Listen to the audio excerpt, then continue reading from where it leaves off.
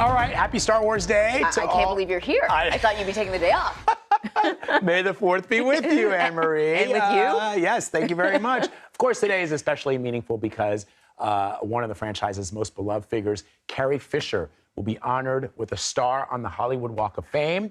Fisher, who played Princess Leia, died in 2016. Her daughter, Billie Lourd, will accept the star on her mother's behalf. So here to discuss all things Star Wars is Star Wars expert Dan Zehr. He's the host of the Coffee with Kenobi podcast and the co-author of the Star Wars book. Dan, every year I have to, people will say to me, I've got people on social media sort of saying, Vlad, you're an adult. Stop being so immature. No. You're a father now. Stop being so, and I'm just like, I fell in love with Star Wars the year that the first movie, the episode 4 premiered, and I've been in love with it ever since. And I will never apologize for being as youthful as I am when it comes to the things I nerd out over. Now you're responsible for cultivating the next generation of Star Wars fans. I'm very lucky. I'm feeling very good about that. So can you just explain, have you tried to understand why those of us who love this franchise so much love it the way that we do?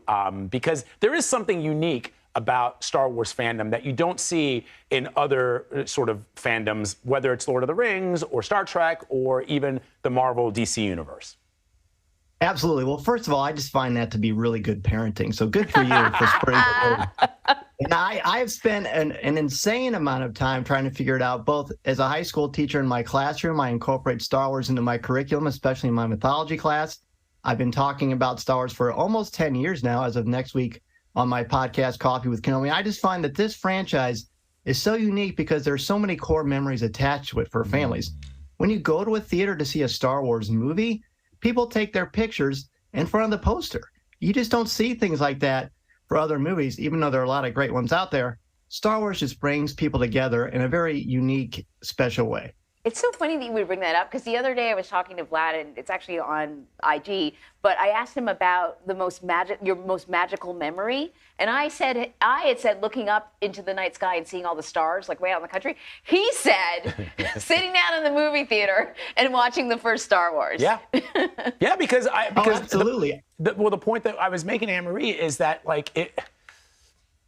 I'd never seen it. I was 7 years old, 8 years old, and I'd never seen anything like that. Before that, we used to watch Star Trek on television, or even in those days, the old Buck Rogers TV shows would come on TV, or the old Superman reels. And that's me in 1977, 78, wearing a Star Wars T-shirt. Yeah, so, the fact check works out. I just had never seen anything like this, and so it just blew my mind, and that memory stayed. Yeah. Well, obviously, those special effects were completely revolutionary. ILM and George Lucas, the story of the creation of Star Wars is a mythology unto itself.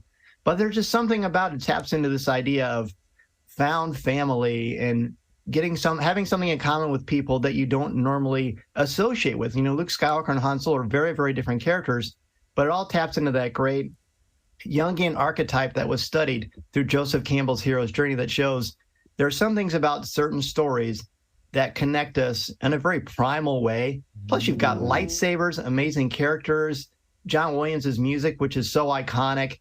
And again, those family memories. I first saw it at a drive-in movie theater with my mom and family in New Orleans, Louisiana. And then you fast forward to today, my wife, Deanna, and I watch it with our kids, our 3 boys, and they're of different ages and generations.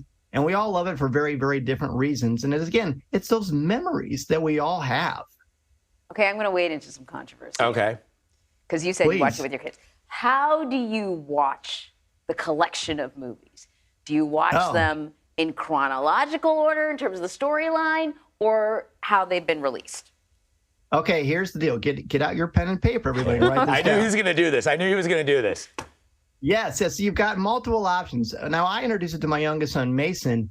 I showed him how they came out: 4, 5, 6, 1, 2, 3, 7, 8, 9. That's how I show them. And of course, you throw in Rogue One and Solo. But if you're an older adult or an intellectual viewer, and of course, as a teacher, you're going to use the academic hat for this. Right. You watch 4, 5, 1, 2, 3, 6, 7, 8, 9, and that has a more unique story. Emery, I'll explain to you after. Please do. Yes. You've got an expert next to you, so you've got this covered. Can we talk about Carrie Fisher really quickly? I had a very sort of mind-blowing moment many years ago before she died of interviewing her on the red carpet for an event, and you know, she has done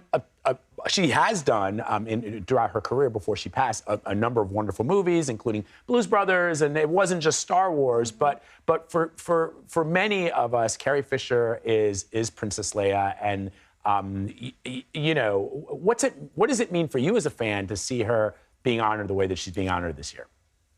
Well, Carrie Fisher is such an iconic individual, not only because of Princess Leia, but just because of how she carried herself for years with fans. I also had the good fortune to meet her at Indiana Comic-Con years ago, and she's just very genuine, very authentic.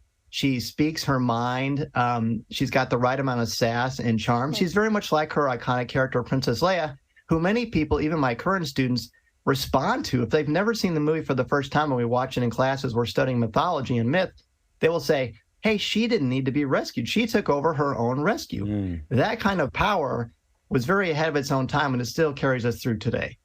Wow, that's really fascinating. Dan, Zehr, thank you so much. Hey, thank you all so much. Have a happy Star Wars Day. Yeah, Happy Star Wars Day.